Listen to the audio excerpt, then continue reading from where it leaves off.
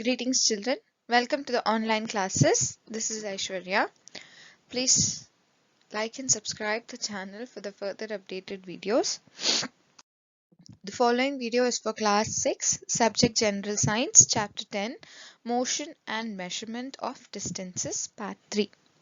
Part 1 and 2 of this lesson we learned about the story of transportation, how transportation began, and how we came into measurements of different things, right? We tried to measure a table using certain things which was not correct.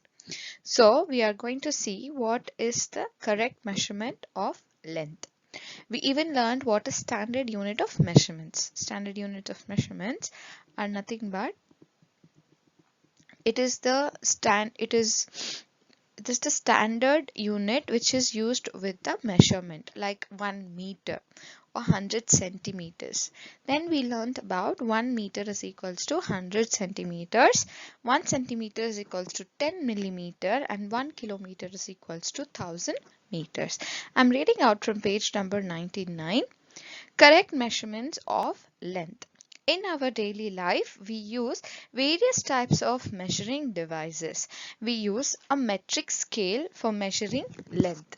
A tailor uses a tape, whereas a cloth merchant uses a meter rod. For measuring the length of an object, you must choose a suitable device. You cannot measure the girth of the tree or the size of your chest using meter scale, for instance.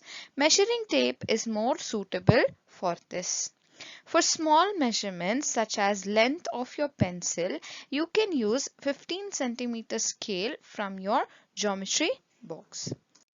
In taking measurement of the length, we need to take care of the following. First one is place the scale in contact with the object along its length as shown in the picture. In some scales, the end may be broken.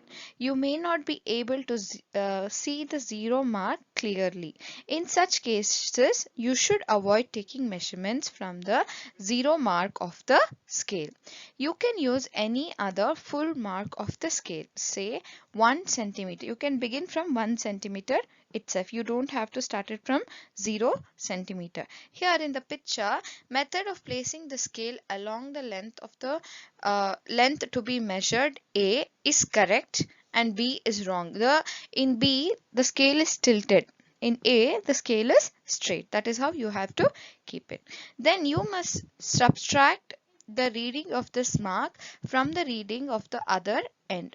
For example, in figure 10.8b, the reading at one end is 1 centimeter and at the other end it is 14.3 centimeters. Therefore, the length of the object is 14.3 minus 1 centimeter, that is 13.3 centimeters. Okay, so here A is incorrect and B is correct method of placing the scale with broken edges.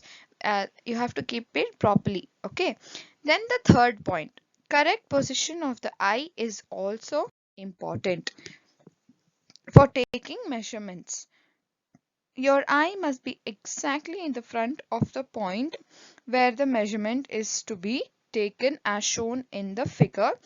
That is, the picture is given on your screen as well as your textbook. Position B is the correct position. The person who's standing in the middle.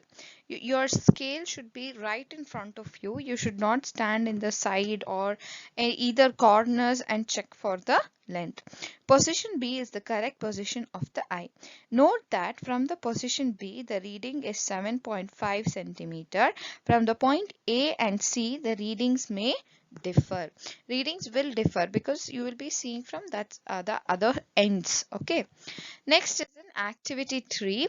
Measure the height of your classmate using hand span and then by using a meter scale. For this, ask your classmate to stand with his back against a wall. Make a mark on the wall exactly above his head.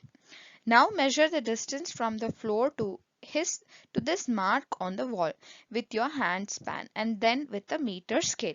Usually your height is taken in the school by your PT sir. He measures it using the meter scale itself. Let all the students measure these in similar ways. Record all observations in table 10. Here, who measured the height? Height in the handspan, that is 10 times or 5 times. You can see, right? Then height in centimeter, the actual height. Okay.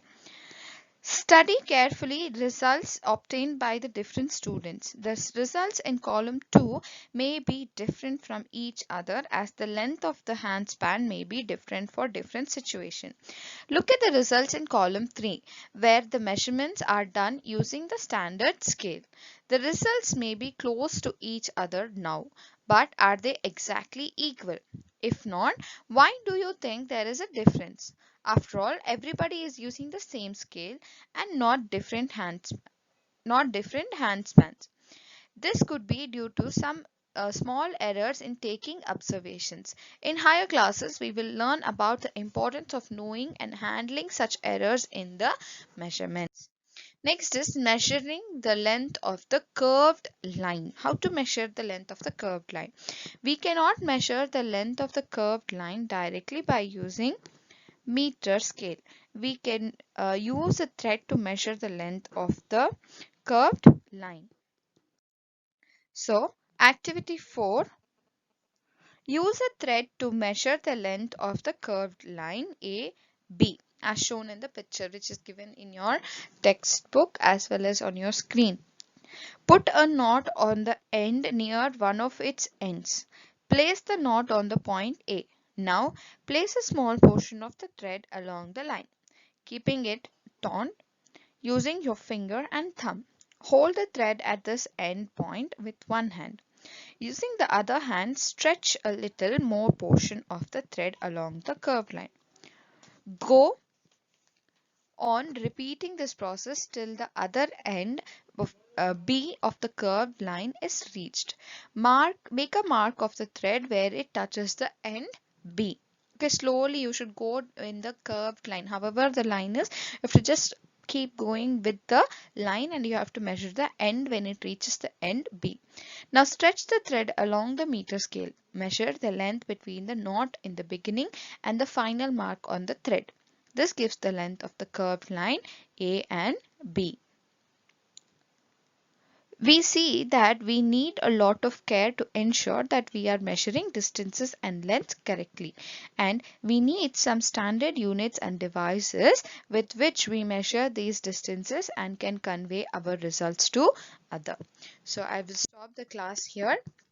In the next class we will finish with activity 5, 6, 7. Stay at home, stay safe, take care of yourself and keep learning, children. Thank you.